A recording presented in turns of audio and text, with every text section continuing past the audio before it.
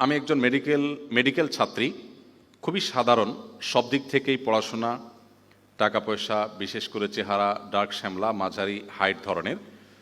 আমার চেহারা নিয়ে আমার কোনো ক্ষোভ নাই, কিন্তু যেহেতু বিয়ের সময় হয়েছে, আমার আম্মু আমার চেহারা নিয়ে বেশ হীনম্মন্যতায় ভোগেন।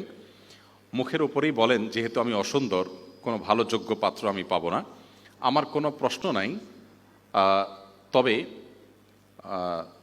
যদি কোনো কিছু আমার মায়ের উদ্দেশ্যে বলতেন, যাতে তিনি আল্লাহর উপর সম্পূর্ণ ভরসা রেখে তারপর আমার বিয়ের জন্য ছেলে খোঁজেন। প্রথম যে পুরুষকে দেখবে সে সাথে সাথেই যেন বিয়ের জন্য জোরাজোরি না করেন। দেখুন, আপনারা তো অনেকে হেসে দিয়েছেন প্রশ্ন শুনে, কিন্তু এই প্রশ্নটি আমি এর আগেই পড়েছি। প্রশ্নটা পড়ে আমার কাছে বেশ খারাপ লেগেছে, ভেবেছি যে এখানে 100-150 প্রশ্ন আছে, যদি 10টা প্রশ্নের উত্তরও দেই তাহলে এই বোনটার প্রশ্নের উত্তরটা দেব। কারণ এই বোন এ আশা করে প্রশ্ন করেছেন যে আমি হয়তো এই প্রশ্নের উত্তরে কিছু কথা বলবো যেগুলো তার মাকে তিনি শোনাবেন, হয়তো তার যে অশান্তি, তার দুঃখ, তার কষ্ট, তার ফ্যামিলিতে যে তার প্রতি টর্চার হচ্ছে, মেন্টাল টর্চার, সেটা হয়তো কিছুটা কমবে। দেখুন, দুর্ভাগ্য আমাদের, আমরা অনেকে নিজেকে মুসলমান দাবি করি, অথচ আমাদের আচার আচরণে আমরা মুসলমান নই।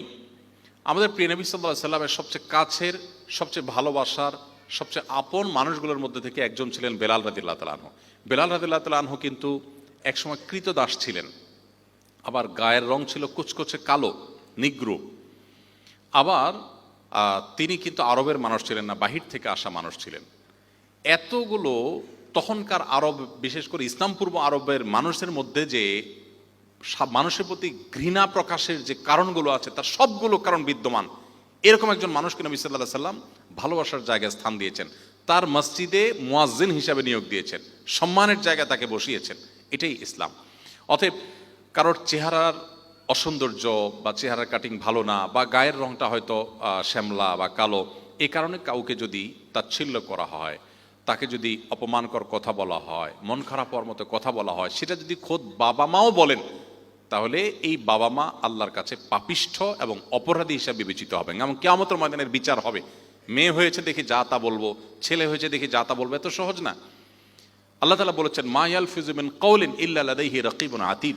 মানুষের দুই ঠোঁট দিয়ে যা কিছু উচ্চারণ করে সে সব কিছু সংরক্ষণ করা হয়। হয় নেকামলের পাল্লা উঠবে, আর না হলে বদামলের পাল্লা উঠবে। আল্লাহর কাছে জবাবদিহি করতেই হবে যদি আপনার মুখের কোনো কথা দিয়ে কাউকে কষ্ট দিয়ে থাকেন। এজন্য কাউকে তাচ্ছিল্য করা এটা এত জঘন্য বিষয়, কারো সম্পর্কে বাজে মন্তব্য করলেন, এত জঘন্য বিষয়। আল্লাহ বলেছেন, তাহসাবুনাহু হাইয়িনা ওয়া হুয়া ইনদাল্লাহি আযীম। আল্লাহ কোরআনে বলেছেন, তোমরা এই জাতীয় বিষয়গুলোকে খুব তুচ্ছ মনে করো, যে একটু কি হলো আর এটুকু বললাম, অথচ এটা আল্লাহর কাছে মহা অপরাধ, জঘন্য অপরাধ। মনে রাখবেন, অনেক বাবা মা আছেন সন্তানদের প্রতি ভালোবাসার জায়গা থেকেই এ ধরনের তুচ্ছ তাচ্ছিল্য সন্তানদেরকে করেন। মোটেই জায়েজ নেই, মোটেই জায়েজ নেই। বাবা মা হিসাবে সন্তানকে আরো বেশি সান্ত্বনা দিবেন, তাকে আরো বেশি সাহস যোগাবেন, এবং আল্লাহর প্রতি ভরসা রাখবেন। ইমানদার কখনো আল্লাহর প্রতি নিরাশ হয় না। আমি এই বোনকে বলতে চাই, আপনার মায়ের এ কথায় আপনি মনক্ষুণ্ণ না হয়ে এটি আল্লাহর পক্ষ থেকে পরীক্ষা হিসাবে আপনি গ্রহণ করেন। মনে রাখবেন, পার্থিব জীবনটাই যদি সব কিছু হতো, তাহলে তো আর আমাদের পাওয়ার কোনো জায়গা ছিল না। কিন্তু অ্যাজ এ মুসলিম আমরা মনে করি যে পার্থিব জায়গাটাই সব কিছু নয়, আমার আসল জগৎ রয়েছে মৃত্যুর পর, অনন্তকাল, আখিরাতের জগৎ। সো দুনিয়ার জগতে যদি আমি অপমানিত হই, লাঞ্ছিত হই, আমাকে যদি হীনম্মন্যতা ভুগতে হয়, আমাকে যদি মানুষ ইগনোর করে, আমাকে যদি কেউ পাত্তা না দেয়, সমাজে আমার কোনো গুরুত্ব না থাকে, কিচ্ছু আসে যায় না।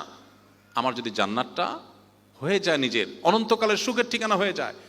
এর বিপরীতে যার আল্লাহর প্রতি বিশ্বাস নাই, সে তো দুনিয়াতেই সবকিছু মনে করে। দুনিয়াকে সবকিছু মনে করার কারণে দুনিয়ার কোনো কিছু না পাইলে সে ডিপ্রেসড হয়ে যায়, সে পাগল পড়া হয়ে যায়, তার আখিরাতের প্রতি কোনো ভরসা নেই। অতএব আমি আপনাকে বলবো, আল্লাহর প্রতি ভরসা রাখেন এবং সবর করুন। এবং শেষে আপনার মাকে আমি বলতে চাই যে আল্লাহকে ভয় করবেন। সন্তানের আল্লাহ প্রদত্ত কোনো কিছুর কারণে সন্তানকে তুচ্ছ তাচ্ছিল্য করলে, তার মন খারাপ হওয়ার মতো কথা বললে, এটা নিজের ঈমানের দুর্বলতার প্রকাশ এবং কবিরা গুনাহ। আল্লাহর কাছে কিয়ামতের ময়দানে জবাবদিহি করতে হবে এবং এর জন্য শাস্তি পেতে হতে পারে। এজন্য আল্লাহকে ভয় করবেন।